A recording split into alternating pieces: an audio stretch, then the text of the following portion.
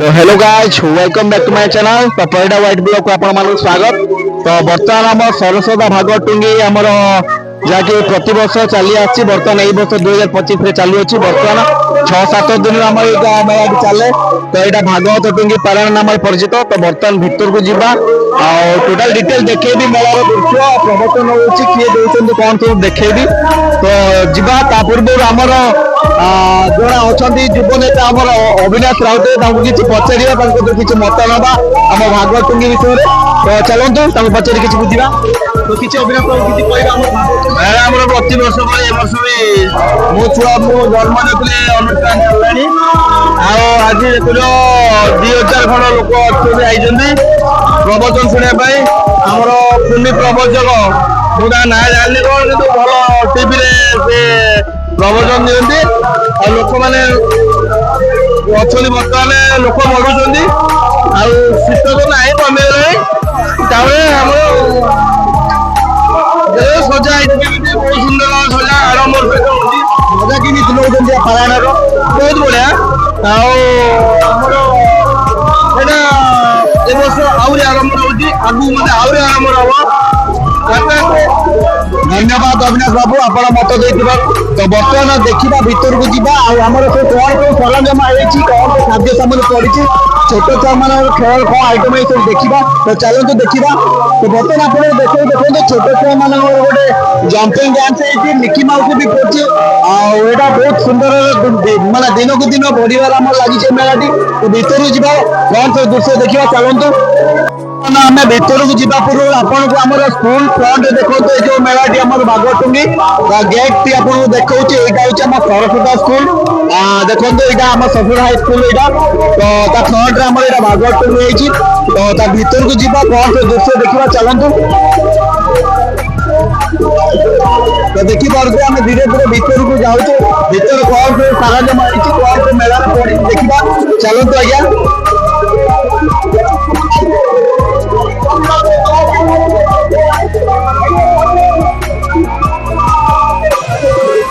देखो प्रथम देखो मोमन स्टल देखो तो भीतर जी आउर किसी दृश्य देखा। तो चलते देखो छोट छुआ मान खेल किसी आइटम पड़ी देखो देखो हरेक माल किसी आइटम ये आम आइसक्रीम किसी आइटम पड़ी देखो गुपचुप पत्र ऑल आइटम स्टल पड़ी खाद्य सामग्री मका पत्र बारमजा गुपचुप बहुत किसी सामग्री पड़ी देखा। तो चलते तो देखी पारे बहुत प्रकार आइटम पड़े देखो आइसक्रीम आइटम 12,000 किसी आइटम बादाम मटर किसी आइटम पड़े। तो लोक धीरे धीरे गहली लगी ये देखो राजा साहेब आम देखो बिट्टू बाबू कौन खाई और किसी दृश्य देखे भी मजा मजा मिलते देखो। तो चलते तो देखो ये किसी खेल सामग्री जिन पड़ी पापड़ किसी आइटम बेलून किसी आइटम पड़ी देखा किसी खेल सामग्री खाद्य सामग्री देखा।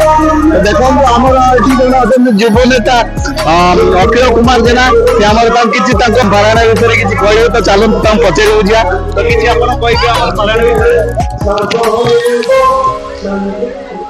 जय श्री कृष्ण सरस्वता भागवत टुंगी जो पारायण चलती बहुत पुराना मोर छोट छुआटी बेले मुझे देखी बर्तमान पर्यटन चलती। आज देखुवे केते भिड़ अच्छी आज कुनी प्रवचक आसुँच बहु लोक भिड़ होती लोकों भितर आध्यात्मिकता सृष्टि करने गोटे सुंदर परिवेश सृष्टि कर। बर्तमान जमी राजनीतिक कलुष भितर सबकि खराब हो जाऊँगी अनुष्ठान समाज सुधार गोटे बड़ प्रयास सरस्वतार। तेणु ये दलमत निर्विशेष समस्त सहयोग भक्तिमय परिवेश मु समस्त को निवेदन करुच्ची आसंता काली बहु संख्यार जोग दिंतु आगामी वर्ष मानक केमती ये परंपरा आहरी आगू बढ़ो समस्ते मिलमिशि चेष्टा करंतु सरस्वतार ये परंपराटा जमी सारा ओडिशा रे गोटे प्रभाव पकेब से आम समस्ते मिलमिशि चेष्टा करिया। जय जगन्नाथ। धन्यवाद अखिल बाबू आप गोटे मतामत भागवत प्राण विषय। तो देखा चलता आहरी किसी दृश्य ତ ଆମର ଜଣେ ଆସୁଛନ୍ତି ପ୍ରବଚକ କୁନି ପ୍ରବଚକ ତାଙ୍କୁ ଦେଖେଇବି ଆପଣଙ୍କୁ ଆମର ଭାଗଟୁଙ୍ଗିରେ ସେ କିଛି ପ୍ରବଚନ ଦେବେ ତ ଭିତର ଦୃଶ୍ୟ ଦେଖେଇବି ତା ପୂର୍ବରୁ କିଛି ବାହାର ଦୃଶ୍ୟ ଦେଖେଇବି ଆପଣ ଚାଲନ୍ତୁ।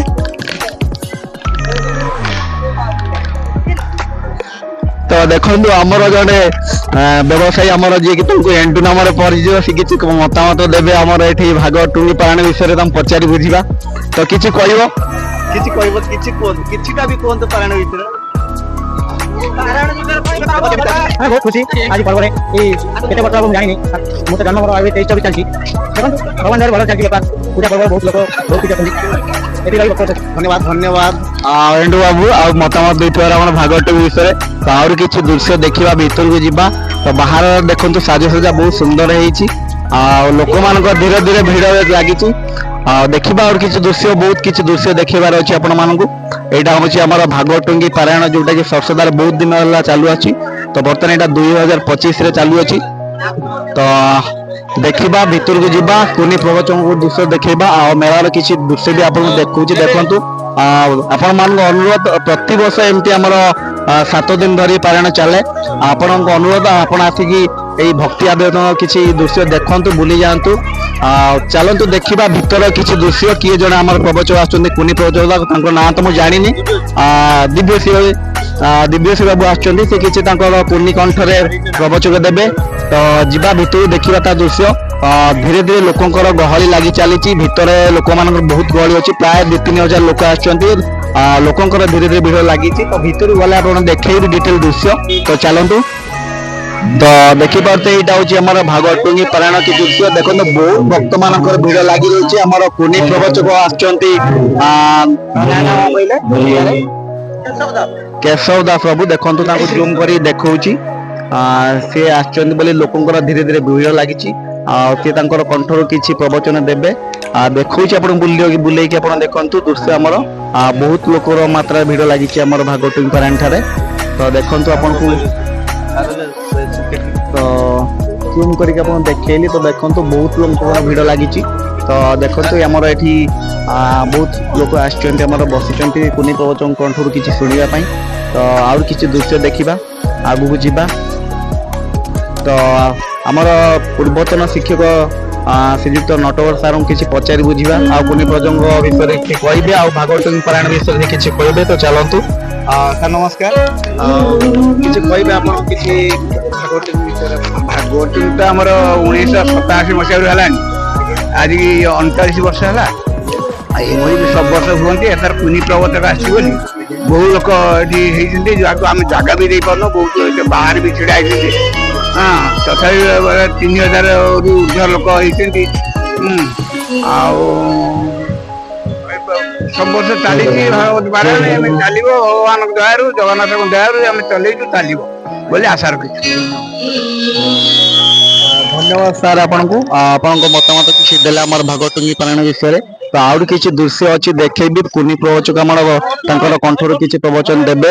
ତ ଦେଖିପାରୁଥିବେ ବହୁତ ଜନଗହଳି ଆମର ଲାଗିଛି ଭାଗଟୁଙ୍ଗି ପାରାୟଣ ଠାରେ ଭିଡ଼ ଲାଗିଛି ଏତେ ଯେ ଦେଖନ୍ତୁ ଜାଗାର ସର୍ଟ କିଛି ଅଛି ବାହାରେ ଲୋକ କିଛି ବସୁଛନ୍ତି ଡିଟେଲ ଦେଖନ୍ତୁ ବହୁତ ଲୋକଙ୍କର ଭିଡ଼ ଲାଗିଛି ଆମର ସରସଦା ଭାଗବତ ପାରାୟଣ ଠାରେ ପ୍ରତିବର୍ଷ ଭଳି ଆମର ଏଇ ପାରାୟଣଟି ଲାଗି ରହିଛି। 2025ରେ ବହୁ ମାତ୍ରାରେ ଲୋକ ଆସୁଛନ୍ତି କୁନି ପ୍ରବଚକଙ୍କୁ ଦେଖିବା ପାଇଁ। ଦେଖନ୍ତୁ ସେପଟକୁ ଆପଣଙ୍କୁ ତ ଯାଇକି ଦେଖେଇ ପାରିବିନି ଯେହେତୁ ଭିଡ଼ ରହିଛି। ସର୍ଟକଟରେ ଆପଣଙ୍କୁ ଭିଡ଼ ଲାଗିଛି କେତେ ମାତ୍ରାରେ। ଆମର ଏଇଟା ହଉଛି ଭାଗଟୁଙ୍ଗି ପାରାୟଣ ସରସଦା ଠାରେ ଆମର ପ୍ରତିବର୍ଷ ପାଳିତ ହେଇ ଆସୁଛି। ଆହୁରି କିଛି ଦେଖେଇବି କୁନି ପ୍ରବଚକଙ୍କୁ ଆପଣଙ୍କୁ ଯିଏକି ଆସୁଛନ୍ତି ଦେଖଉଛି ଜୁମ୍ କରି ଦେଖନ୍ତୁ ବହୁତ ଲୋକ ମାତ୍ରାରେ ଆସିଛନ୍ତି ଆମର ଏଇଟା ସରସଦା ଭାଗଟୁଙ୍ଗି ପାରାୟଣ ଆଉ ଭାଗଟୁଙ୍ଗି ପାରାୟଣ ଦେଖେଇବି ଆଉ ଠାକୁରଙ୍କୁ ବି ଦର୍ଶନ କରେଇବି ଆପଣ ଡିଟେଲ ଦେଖେଇବି। ତ ଚାଲନ୍ତୁ ବାହାର ଯାଇ ସେପଟ ସାଇଡ୍ କିଛି ଦେଖେଇବି ଚାଲନ୍ତୁ ଆଜ୍ଞା। ତ ଦେଖିପାରୁଥିବେ ଆପଣଙ୍କୁ ବହୁ ମାତ୍ରାରେ ଆମର ଲୋକ ହେଇଛନ୍ତି ତ ଏତେ ଲୋକଙ୍କର ଭିଡ଼ ଲାଗି ରହିଛି ଯେ ଜାଗା ନାହିଁ ବସିବା ପାଇଁ ଲୋକମାନେ ବାହାରେ ଛିଡ଼ା ହେଇଛନ୍ତି। ଦେଖନ୍ତୁ ତା ପୂର୍ବରୁ ଆପଣଙ୍କୁ ଠାକୁରଙ୍କୁ ଦର୍ଶନ କରେଇବି। ତ ଚାଲନ୍ତୁ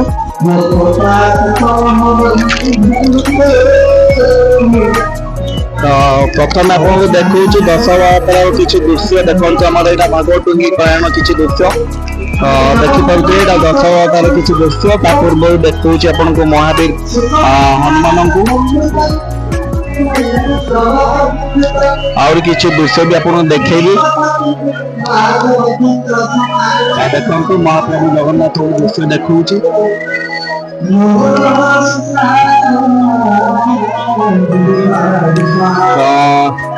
ଆମର ଯିଏକି ଆମର ଭାଗବତୁଙ୍ଗୀ ଠାକୁରଙ୍କ ଯାହାକୁ ପୂଜା କରାଯାଉଛି ମହାପ୍ରଭୁ ଜଗନ୍ନାଥଙ୍କୁ ଦର୍ଶନ କରାଉଛି ଦେଖିପାରୁଥିବେ ବହୁତ ସୁନ୍ଦର ଲାଗୁଛନ୍ତି ମହାପ୍ରଭୁ ଜଗନ୍ନାଥ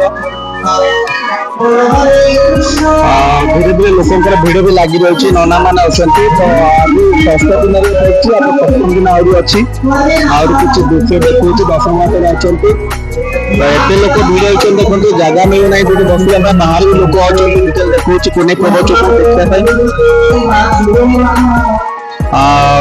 ଯୋଉ କରିକି ଆପଣ ଦେଖଉଛି ଆମର କୁନି ପ୍ରବଚକ ଯିଏ ଆସିଛନ୍ତି ତ ଆପଣଙ୍କୁ ଆହୁରି କିଛି ଦୃଶ୍ୟ ବି ଦେଖେଇବି ଲୋକମାନେ ଏତେ ଗହଳି ଲାଗିଛି ଆମର କୁନି ପ୍ରବଚକକୁ ଦେଖିବା ପାଇଁ